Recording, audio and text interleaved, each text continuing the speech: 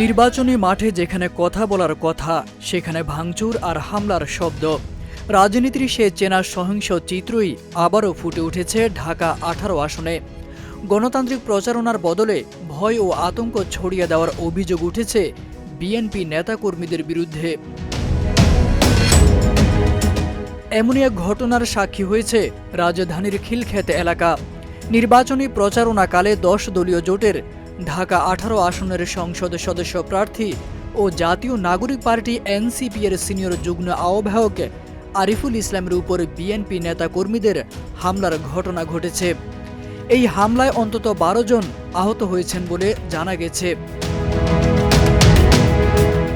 এই হামলার ঘটনা নিয়ে আরিফুল ইসলাম তার ফেসবুক পেজে লাইভে এসে বলেন, বিএনপির স্থানীয় নেতা দিদার মোল্লার নেতৃত্বে এই হামলার ঘটনা ঘটেছে। এই সময় তিনি আহত ব্যক্তিদের গণমাধ্যমের সামনে তুলে ধরেন তার সোশ্যাল মিডিয়ার মাধ্যমে। আমাদের সকালে গণসংযোগ প্রোগ্রাম ছিল, সেখানে এখানে বিএনপির স্থানীয় সন্ত্রাসী দিদার মোল্লার নেতৃত্বে আমার উপর হামলা হয়েছে।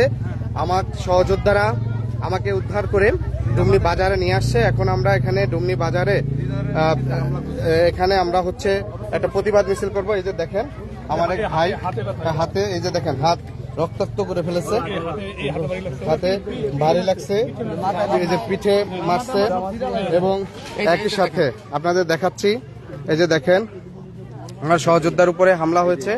আপনারা দেখেন বাংলাদেশে সন্ত্রাসের রাজনীতি আর চলতে দেওয়া হবে না। আমি একজন প্রার্থী, আমার উপরে সরাসরি হামলা যদি করে এই আসনে এই নির্বাচনে, তাহলে আমাদের বাকিদের নিরাপত্তা কোথায়? ফলে আমাদের সবার উপরে হামলা হয়েছে। আমরা স্লোগান দেন সবাই,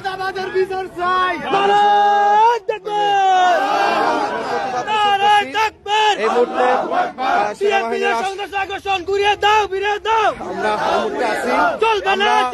মৃত্যুবরণ করব, তবুও আমরা ময়দান ছেড়ে যাব না। নারে তাকবীর। 26শে জানুয়ারি সকাল 9টার দিকে খিলক্ষেত ডুমনি নূরপাড়া আলিম মাদ্রাসার মাঠে আয়োজিত নির্বাচনী সভায় এই হামলার ঘটনা ঘটেছে। তারেক আজিজ খান, প্রজন্ম 24।